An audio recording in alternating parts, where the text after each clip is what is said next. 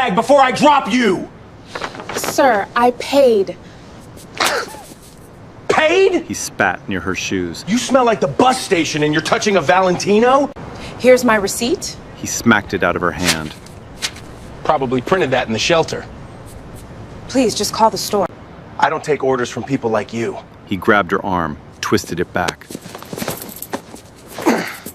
You disgusting, thieving roach! The cuff snapped shut. Her knees hit the pavement. A mother in the crowd covered her child's eyes. She didn't scream. She knelt on that concrete, looked up at him, and smiled. And that smile, that quiet, patient, unbothered smile, was the last thing Officer Derek Holloway ever saw before his entire career came apart. Olivia Spencer had spent 15 years earning every scar, every commendation, and every sleepless night the badge could offer. She started as a patrol officer in Decatur, Georgia. 12-hour shifts, broken radios, body armor that never fit right. She worked narcotics in her late 20s, took a bullet graze during a raid that left a thin white line across her left shoulder. By 32, she was the youngest black woman to make lieutenant in the county's history. By 35, she ran the entire Criminal Investigations Division. 3 weeks ago, the governor called her personally. Macon County needs a new sheriff, he said. Someone who can't be bought, bullied, or broken.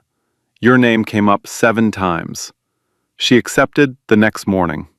The appointment made state news. First black woman to hold the office in Macon County's 140-year history. The ceremony was set for Monday. Her badge, her nameplate, her office, all waiting. But today was Saturday, her last free day before everything changed. She woke early, drove 40 minutes to the small town of Ridgewood, population 9,000. A place where magnolia trees lined the main street and shop owners still hung American flags from their awnings. She parked her silver Honda Civic on Elm Avenue. No police cruiser, no uniform, no escort. Just a woman in a linen blouse and jeans, sunglasses pushed up on her forehead. She spotted the boutique from across the street. Harlow and James. White brick, gold lettering, a single mannequin in the window wearing a dress that cost more than most people's rent. The kind of store that smelled like cedar and judgment. She pushed the door open. A small brass bell chimed. Inside, the air was cool and sharp with lavender diffuser. Racks of silk blouses hung in color-blocked rows. Glass shelves displayed handbags behind soft lighting. Prada, Valentino, Givenchy. A jazz piano track played low through hidden speakers. Karen Whitfield stood behind the register, arranging a display of cashmere scarves. 44 years old, highlighted blonde hair, French-tipped nails. She had worked at Harlow and James for 6 years and believed with absolute certainty that she could tell who belonged in this store within 3 seconds of the door opening. She looked up, saw Olivia, and her mouth tightened. Olivia browsed for 20 minutes. She touched a few fabrics, checked a few price tags. Karen didn't greet her, didn't offer help, didn't ask if she needed a fitting room. She just watched, arms folded, jaw set, eyes tracking Olivia's hands like a surveillance camera. Olivia stopped in front of a red Valentino Garavani bag. Calfskin leather, gold clasp, $2,800. She picked it up, turned it over, ran her thumb across the stitching. "I'll take this one," she said. Karen blinked. "That one?" "Yes, ma'am." Karen rang it up slowly, as if expecting the card to decline. It didn't. The transaction cleared in 4 seconds. Karen placed the bag in a dust cover, slid it into a branded shopping bag, and handed over the receipt without a word. Olivia thanked her and walked toward the door. Before the bell finished chiming, Karen had her phone out. She dialed a number she kept saved under Derek, PD. "There's a black woman leaving my store with a $2,800 bag," Karen whispered, cupping the phone. "I don't know how she got it. Something's off. Can you come check? 3 blocks away, Officer Derek Holloway sat in his cruiser outside a gas station, finishing a breakfast burrito. 12 years on the force. 14 formal complaints. Racial profiling, excessive force, unlawful detention. Every single one dismissed. His union rep called him thorough. His captain called him aggressive but effective. The citizens of Ridgewood's black neighborhood called him something else entirely. He wiped his hands on his pants, hit the lights, and pulled out. Karen's call wasn't a 911 emergency. It wasn't a dispatch. It was a personal favor between 2 people who had decided long before today that certain faces didn't belong in certain places. Holloway's cruiser rolled down Elm Avenue. He spotted Olivia stepping off the curb, shopping bag in hand, receipt folded neatly in her pocket. He didn't run her plates, didn't call dispatch, didn't check with the store. He just pulled up, blocked her path, and stepped out. Holloway's cruiser door swung open before the engine was off.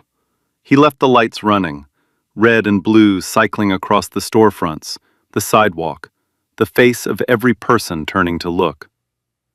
He was 6'2", 230, with a crew cut and a jawline built for confrontation.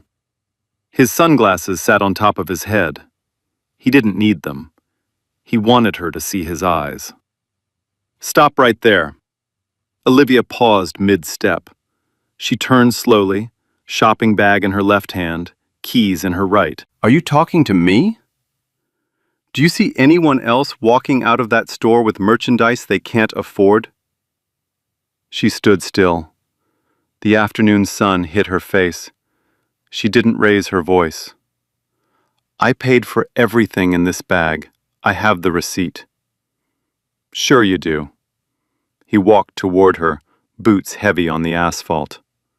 "Let me see it." She reached into her pocket and held the receipt out. Arm extended, paper flat, not a tremble in her fingers. He took it, glanced at it for half a second, then crumpled it and tossed it onto the curb.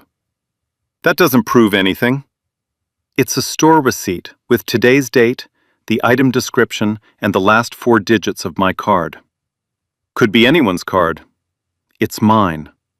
"Prove it." "I just did." His neck flushed red. He wasn't used to being calm. He was used to fear, flinching, stammering, hands up, please don't shoot body language. This woman gave him nothing, and that made him furious. He keyed his shoulder radio. "This is Holloway, Unit 19. I've got a possible 459 outside Harlow and James on Elm. Black female, mid-30s, in possession of suspected stolen merchandise. Requesting backup." Olivia's jaw tightened, but she didn't move. "A 459, she said quietly. "You're calling in a burglary code for a shopping bag?" "I'm calling in what I see. What you see is a woman holding a receipt." "What I see," he said, stepping closer until she could smell the hot sauce on his breath, "is someone who doesn't belong on this block, carrying something she didn't earn, and giving me attitude about it." A couple walking their dog stopped on the opposite sidewalk. The woman pulled her husband's arm. "Should we do something?" she whispered. He shook his head. "Don't get involved." A teenager on a skateboard slowed down, pulled out his phone, and started recording. "Tyler Brooks, 17, junior at Ridgewood High, 300 followers on his livestream channel. In 20 minutes, he would have 300,000. Holloway pointed at Olivia's shopping bag. "Put it down." "No, put it down. This is my property. I bought it. I'm not putting it down." He unclipped his holster strap, not drawing, just unclipping. A gesture, a message. The leather snap was loud enough to make the couple across the street step backward. "Last chance," he said. Olivia looked at the holster, looked at his hand, looked at his eyes. She set the bag down slowly, deliberately, and placed both hands at her sides. "There," she said. "Now call the store and verify the purchase." He didn't call the store. Instead, he pulled a pair of latex gloves from his belt, the kind used for searches, and snapped them on, one finger at a time, staring at her the entire time. "Turn around. You don't have probable cause for a search. I have a report of stolen merchandise and a suspect who's being uncooperative. That's all I need." "That's not how the law works." "I am the law on this street." He grabbed her shoulder and spun her around, hands on the hood, her palms pressed flat against the warm metal of his cruiser. The heat stung. She could feel the engine vibrating under her fingers, the grit of dust on the paint. He patted her down, slowly, thoroughly, far beyond what any training manual would justify. He checked her pockets, her waistband, the collar of her blouse. His hands lingered in places they had no legal right to be. The crowd had grown. 8 people now, then 12. A man in a barber's apron stepped out of the shop next door, arms folded. A woman pushing a stroller stopped and stared, mouth open. Tyler's phone never wavered. "She didn't do anything," a voice called from the crowd. Holloway didn't turn around. "Anyone who interferes with a police investigation will be arrested." Silence. A second cruiser pulled up. Officer Travis Kemp stepped out. Younger, leaner, 5 years on the force. He surveyed the scene. A woman pressed against a hood, a crumpled receipt on the curb, a crowd of phones. His stomach sank. "What do we have?" Kemp asked, keeping his voice low. "Shoplifter, Harlow and James. Caught her walking out with a $2,800 bag." Kemp looked at the shopping bag on the sidewalk. Branded. Tissue paper is still poking from the top. He looked at the crumpled receipt in the gutter. "Did you verify with the store?" "The store called me." "But did you verify the purchase?" Holloway turned slowly. His eyes narrowed. "Are you questioning my stop, rookie?" Kemp held his gaze for 1 second, then looked away. "No, sir." "Then secure the perimeter and keep these people back." Kemp walked toward the crowd, but his hands were shaking. He had seen Holloway operate before. The planted questions, the invented probable cause, the way a routine encounter always escalated into something that ended with someone on the ground. He had filed a concern once, early in his career. His sergeant told him to mind his own calls. He never filed again. Holloway reached into the shopping bag and pulled out the Valentino, held it up like evidence, turned it over in his hands. $2,800, he read off the tag. He looked at Olivia, her linen blouse, her simple jeans, her flat sandals. His lip curled. "Right. And I drive a Lamborghini." A few people in the crowd laughed. Nervous, uncomfortable laughter. The kind that comes from people who know something is wrong, but are too afraid to name it. "Call the store," Olivia said again. Her voice hadn't changed, same register, same calm. "The clerk's name is Karen Whitfield. She processed the transaction herself." As if on cue, the boutique door opened. Karen stepped out, heels clicking on the sidewalk, arms crossed tight. Holloway turned.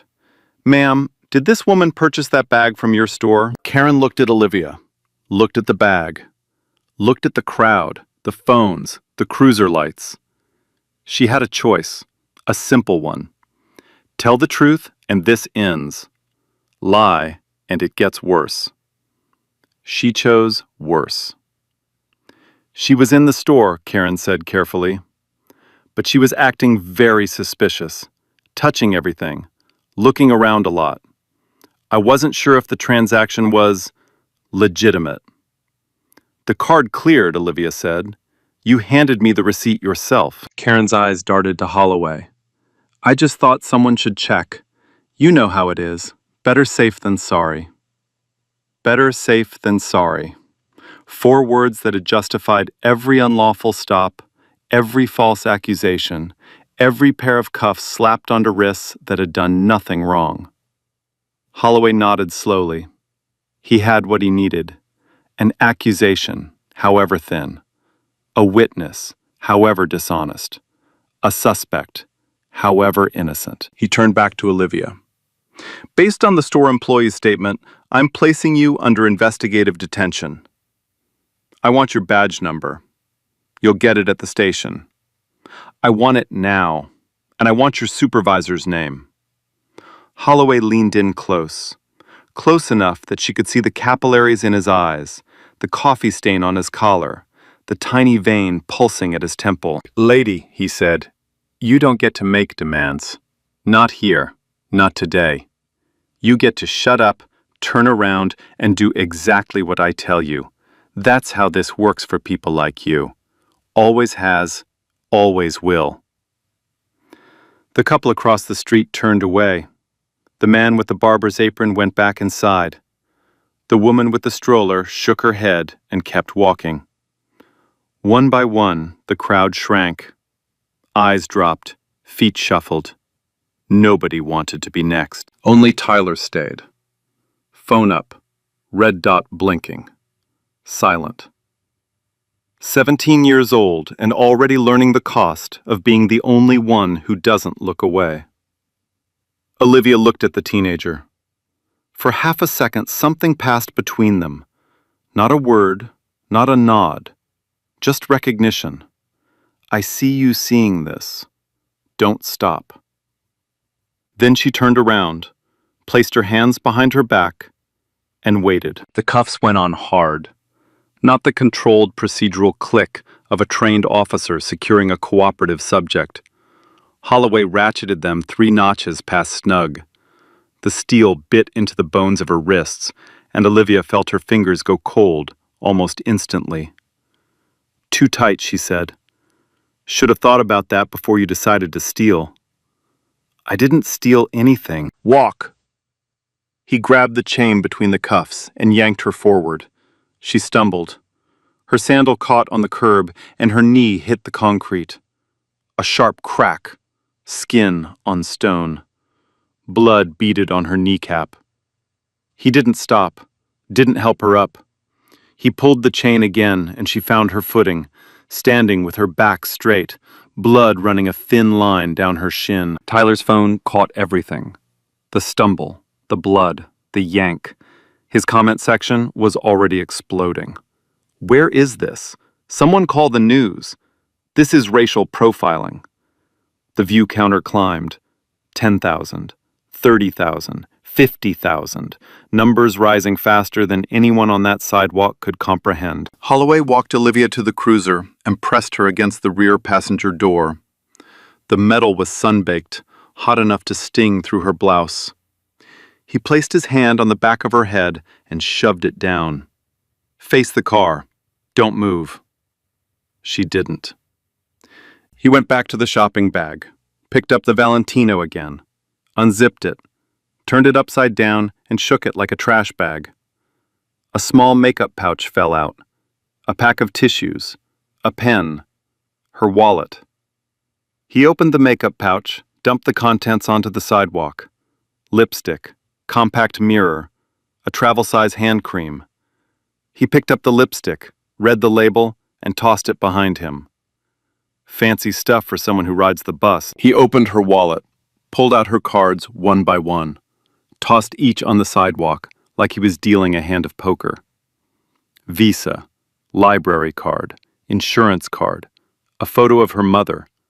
He flicked the photo onto the concrete, face down. Nothing in here that says you can afford a $2,800 bag. Olivia watched her belongings scattered across the pavement. The lipstick had cracked open. A smear of burgundy bled across the concrete like a wound. The photo of her mother, the only print she had, lay face down in gutter grime. "Those are my personal items," she said. "You have no right to search my bag without a warrant." "I don't need a warrant when I have reasonable suspicion." "You don't have reasonable suspicion. You have a phone call from a clerk who watched my card go through. Holloway dropped the bag on the ground, stepped on it, twisted his boot. The dust cover crumpled. The calfskin leather creased under his weight. He looked at her and smiled, the kind of smile that said, "What are you going to do about it?" He turned to the remaining crowd, 8, maybe 10 people. He raised his voice, projecting now, performing. "Let this be a lesson, folks," he gestured at Olivia. "This is what happens when you try to play above your level. You walk into a store you don't belong in, you pick up something you could never afford, and you think nobody's going to notice?" He shook his head. "We notice. We always notice." A woman in the crowd, elderly, white hair, clutching a pharmacy bag, whispered to the man beside her, "This isn't right." The man shushed her. "He's a cop. He knows what he's doing." No, he didn't. But nobody was willing to say it out loud. Not to his face. Not with his hand on his holster and his cruiser lights painting the street in red and blue. Kemp stood 15 feet away, directing 2 onlookers to step back. His body was doing the job, but his mind was somewhere else entirely. He had seen the receipt in the gutter. He had seen the branded shopping bag. He had seen Karen's hesitation, the way her story bent and shifted. Everything about this stop was wrong, and he knew it.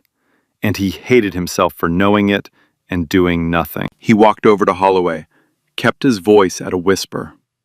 "Derek, the receipt is right there. Maybe we should just..." "Just what?" "Verify. Call it in. Run the card number. 2 minutes."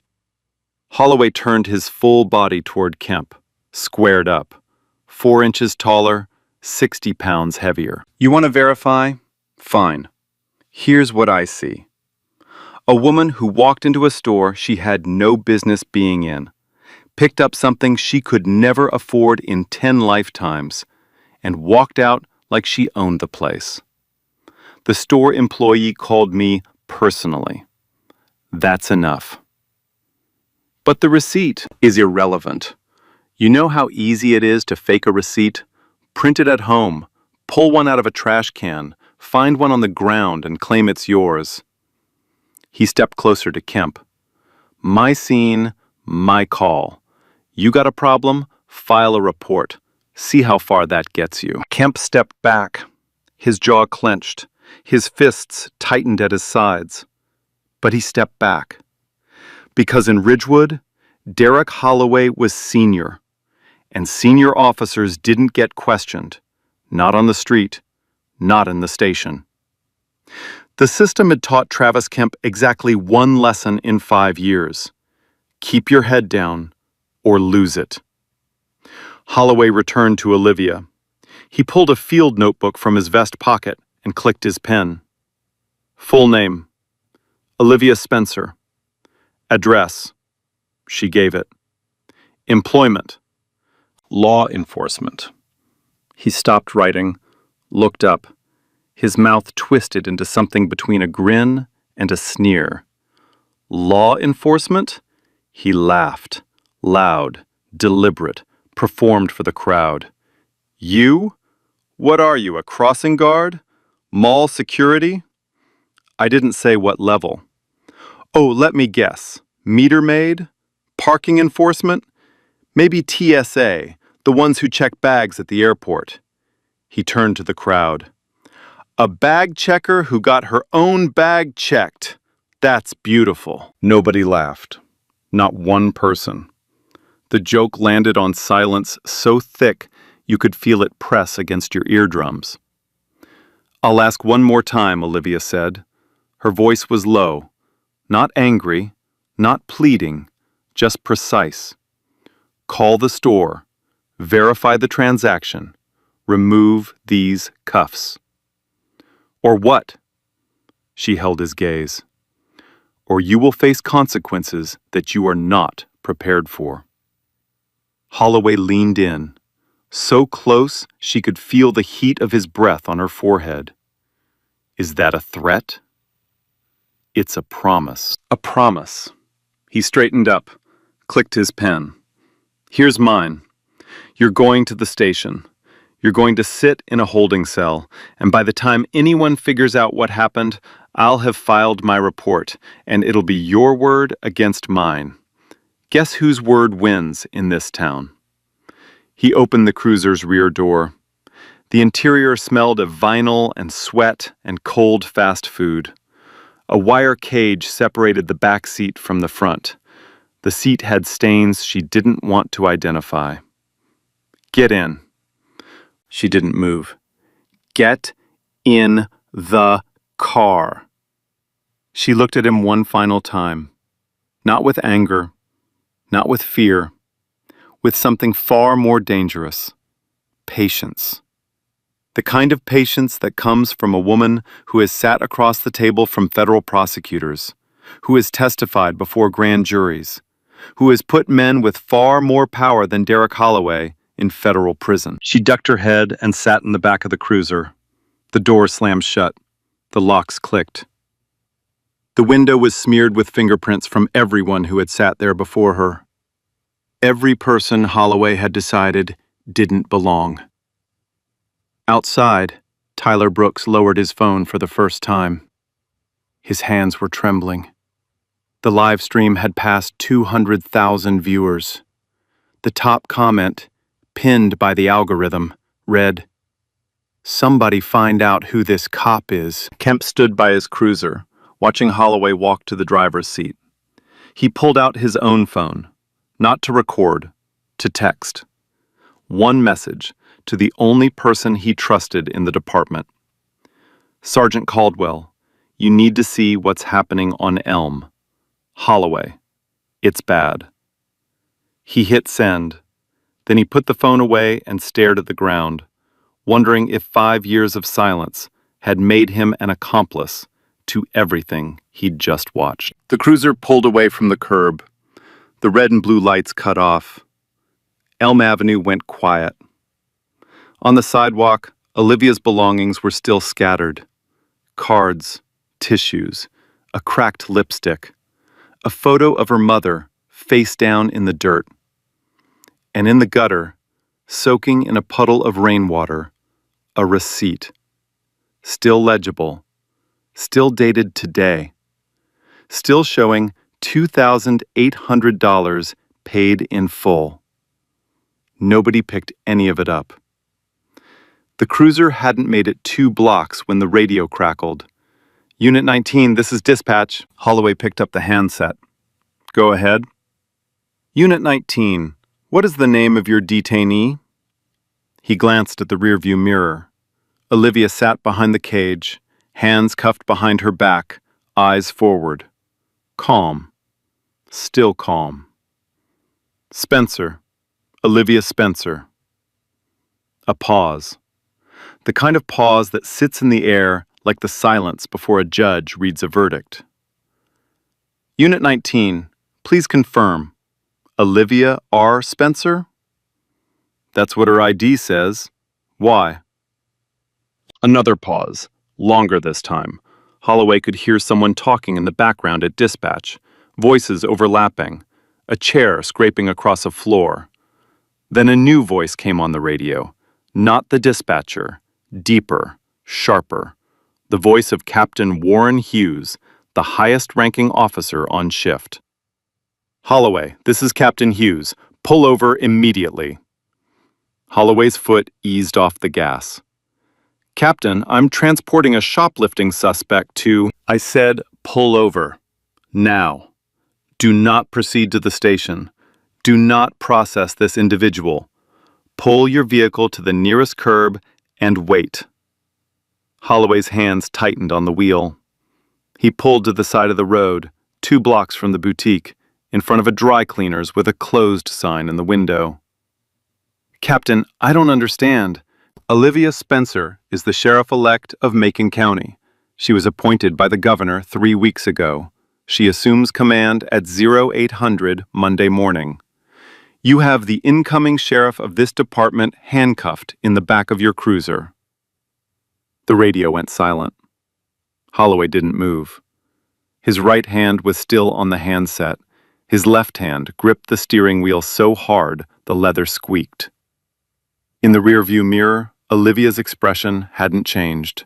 Not a flicker, not a flinch. She had known. From the first moment he told her to drop the bag, she had known exactly how this would end. She had let it play out. Every insult, every shove, every violation. Because she needed to see it. All of it. With her own eyes. Kemp's cruiser pulled up behind Holloway 30 seconds later. He stepped out, phone in hand. Sergeant Rita Caldwell was already en route. She had been 12 minutes away when she got Kemp's text. Now she was 4 minutes away, doing 70 in a 45 zone. Holloway sat frozen. The engine idled. The air conditioning hummed. Behind the cage, Olivia spoke for the first time since the car door had closed. "Officer Holloway." He didn't turn around. "Officer Holloway, I'm going to need you to look at me." Slowly, like a man turning to face a firing squad, he turned in his seat. His face had lost every shade of color. The arrogance was gone. The sneer was gone. The jaw that had been built for confrontation now hung slack, like the hinge had broken. "Uncuff me," she said. His hands were shaking so badly he couldn't get the key into the lock on the first try. Or the second. On the third attempt, the cuffs clicked open. Olivia brought her wrists forward. Deep red grooves circled both, dark against her skin. She rubbed them, slowly, methodically, the way someone inspects damage they intend to document. Tires screeched outside. Caldwell's unmarked sedan skidded to a stop at an angle, blocking the lane. She was out of the car before the engine died. 52 years old, built like a cornerback, silver hair pulled tight. 26 years on the force and not 1 second of patience for what she was about to see. She looked through the cruiser window, saw Olivia in the back seat, saw the red marks on her wrists, saw the dried blood on her shin. "Holloway," Caldwell said. Her voice was quiet, the dangerous kind of quiet. "Open this door." He reached back and opened it. Olivia stepped out. She straightened her blouse, brushed the dust off her jeans, stood at her full height. Caldwell looked at her. "Ma'am, I'm Sergeant Rita Caldwell. I am—" Her voice cracked. She swallowed, started again. "I am deeply, deeply sorry." "Sergeant," Olivia nodded. "Thank you for coming." Then she turned to Holloway. He was standing by the driver's door, arms at his sides, mouth opening and closing without producing sound. Like a fish pulled from the water, gasping for an element that no longer existed around him. "Officer Holloway," Olivia said, "on Monday morning, I will be your commanding officer.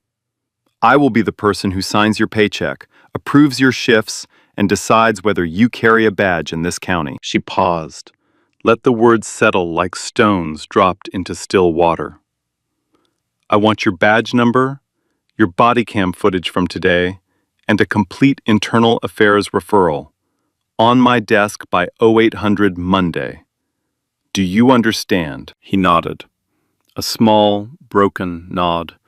The nod of a man who had just realized that the woman he'd called a thieving roach, the woman whose knee he'd put on the pavement, the woman whose mother's photo he'd flicked into the dirt, that woman held his entire future in the hands he had cuffed.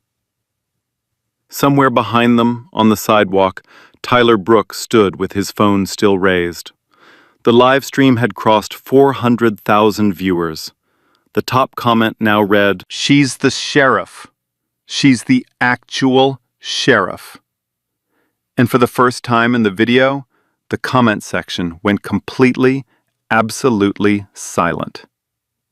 Holloway started talking the moment Caldwell turned to face him. The words came fast, tangled, falling over each other like someone trying to bail water from a sinking boat with their bare hands. "Sergeant, I was responding to a call. The store employee said, she told me the merchandise was suspicious. I followed protocol. I had reasonable suspicion based on— Stop. Caldwell raised one hand.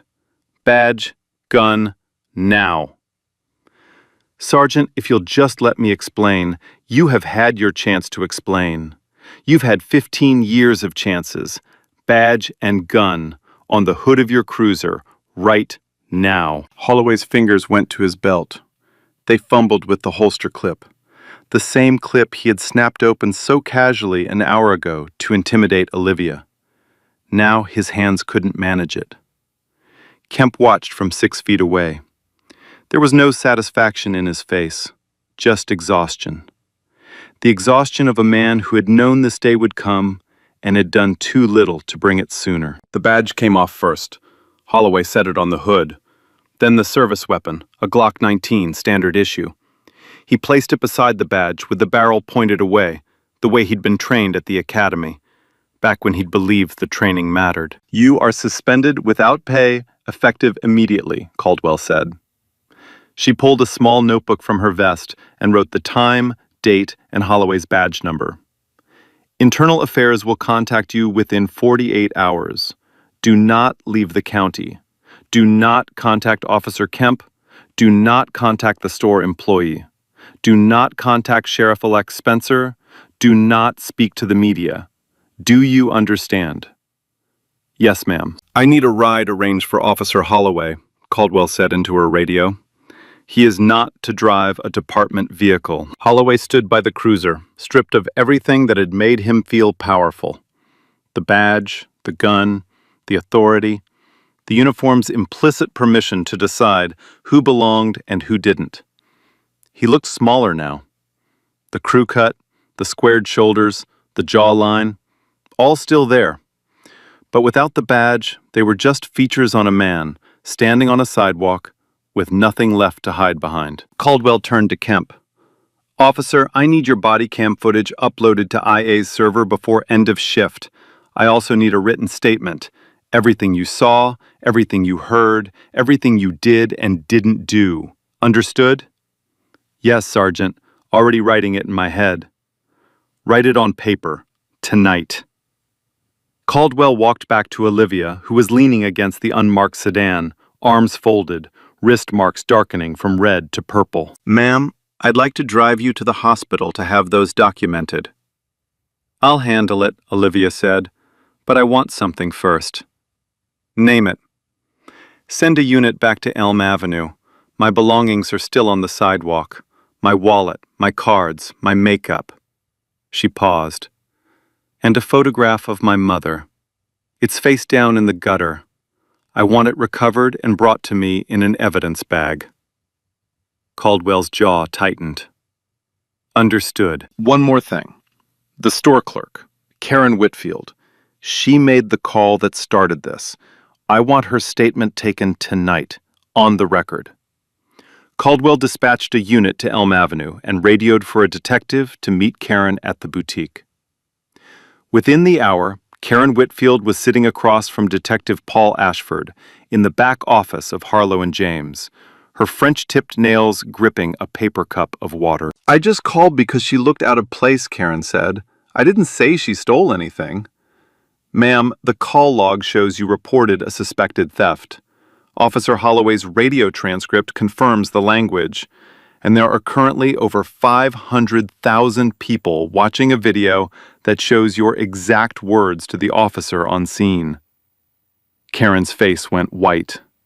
500,000? And climbing. She asked for a lawyer. She didn't get one that night, but she did get a phone call from the owner of Harlow and James, who had seen the video on his daughter's phone during dinner. Don't come in Monday, he said. Don't come in ever. The line went dead. Karen sat in the back office alone, staring at the racks of silk and cashmere and leather, merchandise she had spent 6 years guarding from people she had decided, on sight, didn't deserve to touch. Outside on Elm Avenue, a patrol officer knelt beside the gutter. He picked up the photograph of Olivia's mother with gloved hands, slid it into a clear evidence bag, and sealed it. The woman in the photo was smiling, a wide, warm, unguarded smile. the same smile Olivia had given Holloway when her knees were on the pavement and his cuffs were on her wrists.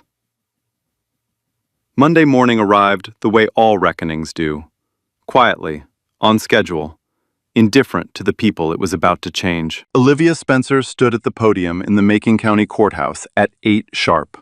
Navy suit, gold badge pinned above her heart. The bruises on her wrists hidden under long sleeves. The scrape on her knee, dressed and bandaged beneath pressed trousers. Every wound covered, none forgotten. The room was packed. County commissioners in the front row. Officers from every precinct lining the walls. Press from 3 networks and 11 local outlets crammed into the back. Tyler Brooks stood in the corner, phone in hand, streaming to what was now 1.2 million followers. He had not slept since Saturday. The oath was standard. The applause was not. It came in waves, starting from the public gallery, rolling forward through the press section, catching even a few of the officers who had served under the old regime. Some clapped because they believed. Some clapped because they were afraid not to. Olivia's inaugural address lasted 4 minutes. She did not mention Holloway by name. She did not reference the video. She did not describe what had happened on Elm Avenue. She didn't need to. Every person in that room had already seen it. What she said instead was this: accountability is not a punishment. It is a promise. A promise that the people who wear this badge will be held to the same standard as the people they serve. Starting today, that promise is no longer optional. By Tuesday, Internal Affairs had opened a formal investigation into Derek Holloway. But the investigation didn't stop with Saturday. It went backward. 14 prior complaints, every one of them dismissed, buried, or reclassified as resolved with no action. IA pulled the original files, read the original statements, interviewed the original complainants. 7 of them were willing to testify. 3 of them cried when they were told that someone was finally listening. One of them, a 61-year-old retired postal worker named Eleanor Hayes, had been pulled over by Holloway in 2019 for a broken taillight that wasn't broken. He made her stand in the rain for 40 minutes while he searched her car. Found nothing, wrote no ticket, drove away without a word. She filed a complaint the next morning. It was closed in 3 days. Unsubstantiated. She never filed another one. The pattern was systematic. Over 12 years, Holloway had conducted 231 traffic stops on black drivers in a jurisdiction where black residents made up 11% of the population. His stop rate for black drivers was 4 times the department average.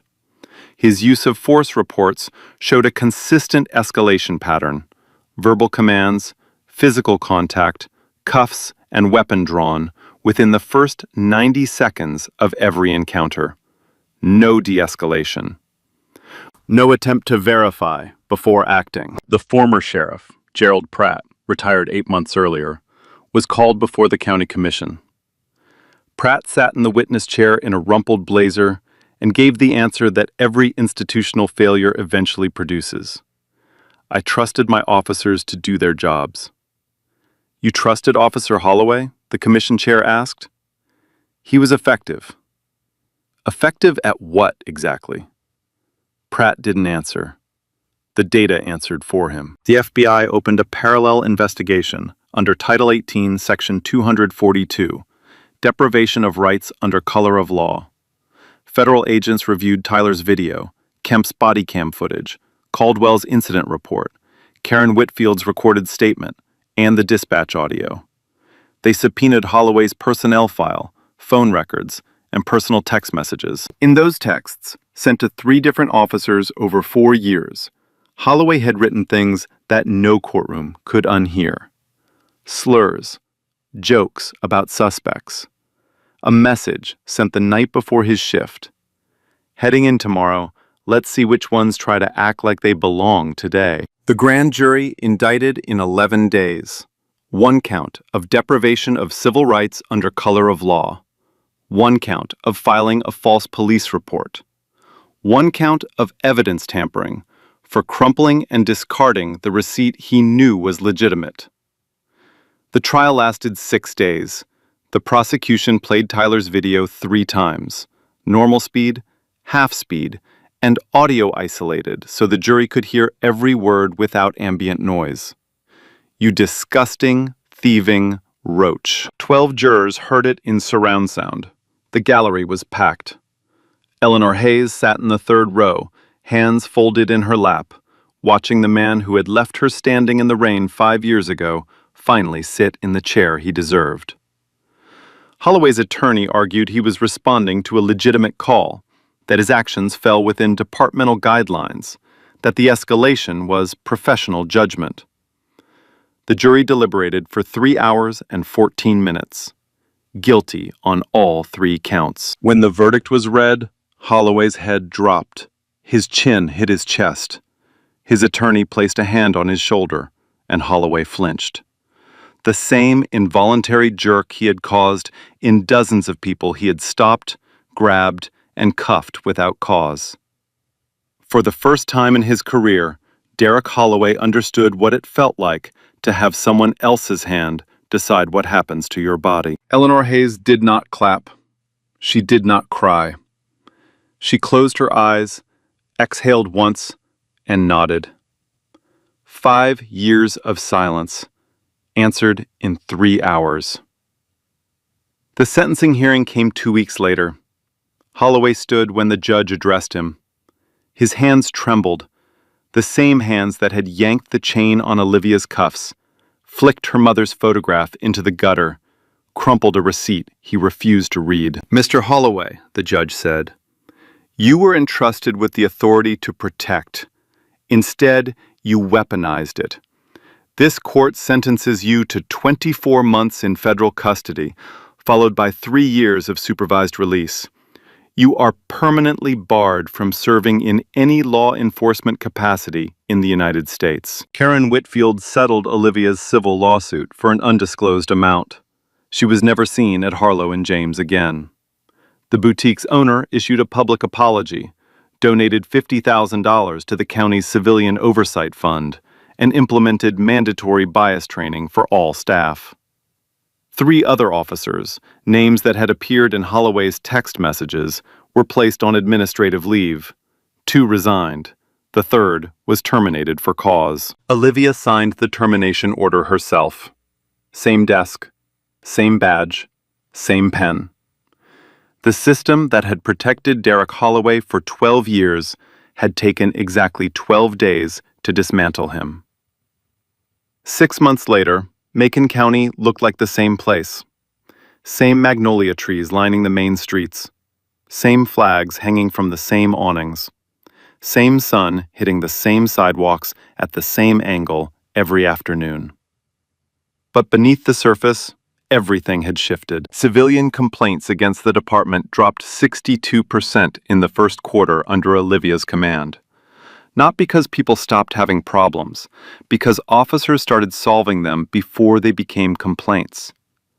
De-escalation training, once a 4-hour checkbox in the annual cycle, became a 40-hour certification mandatory for every officer every year, no exceptions. Olivia created the Office of Accountability, a civilian oversight board with subpoena power, independent investigators, and a direct line to the county prosecutor. The board's first chair was a retired federal judge. Its first hire was an analyst who had spent a decade tracking use of force data for the Department of Justice.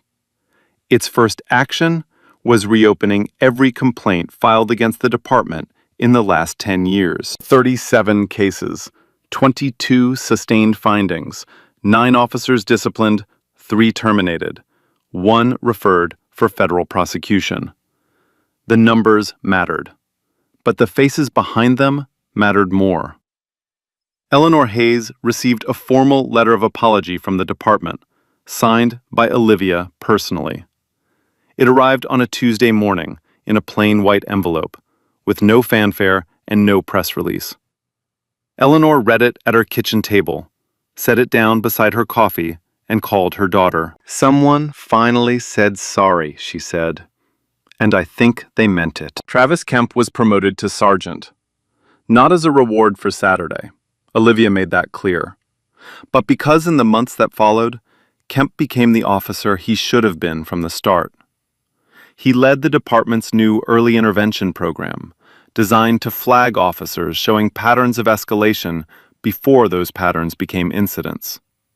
He volunteered for every community meeting, every ride-along with civilian observers, every uncomfortable conversation that the old department had spent decades avoiding. When a reporter asked him why he had waited so long to speak up, Kemp didn't make excuses.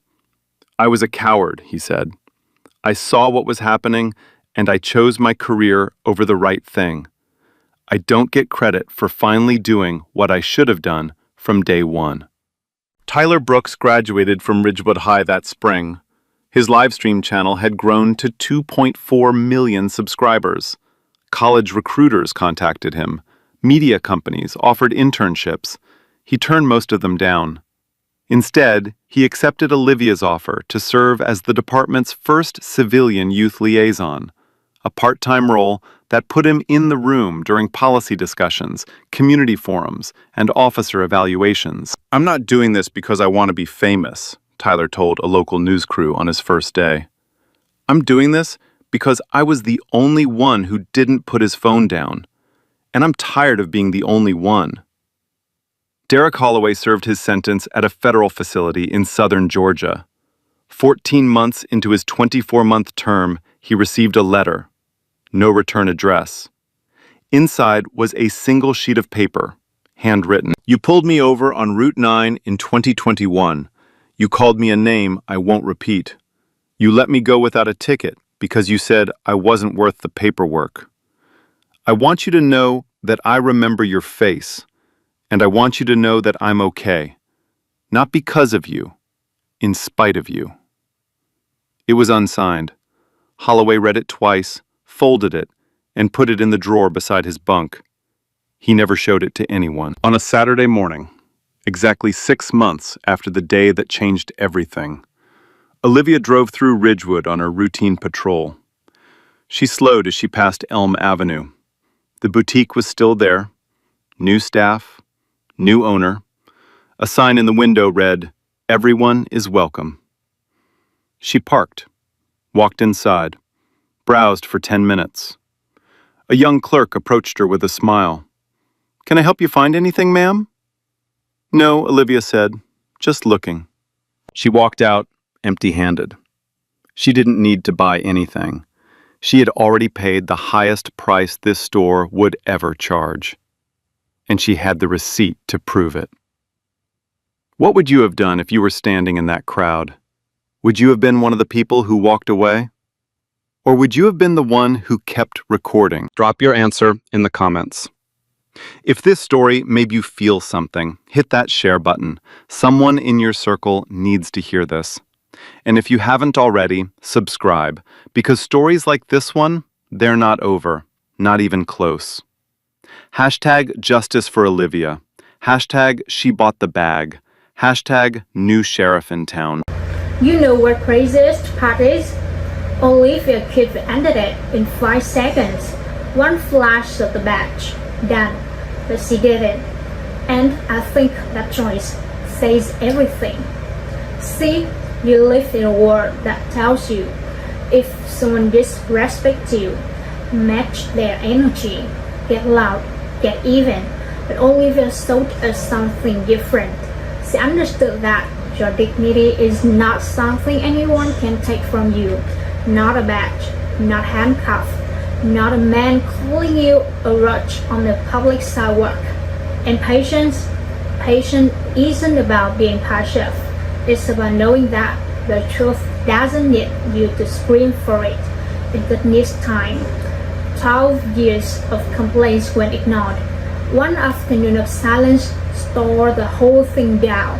But here's where it gets personal. Most of us won't be Olivia, but every single one of us will be that crowd one day, watching something wrong happen right in front of us. And in that moment, If got two choices, look away or be tired. 17 years old, hands shaking, but he stayed. So, I got to ask you, when your moment comes, what are you gonna do? Tell me in the comments. Share this with someone who needs to hear it today. And subscribe to my channel. Because sad conversations, they are far from over. Stay loud, stay watching.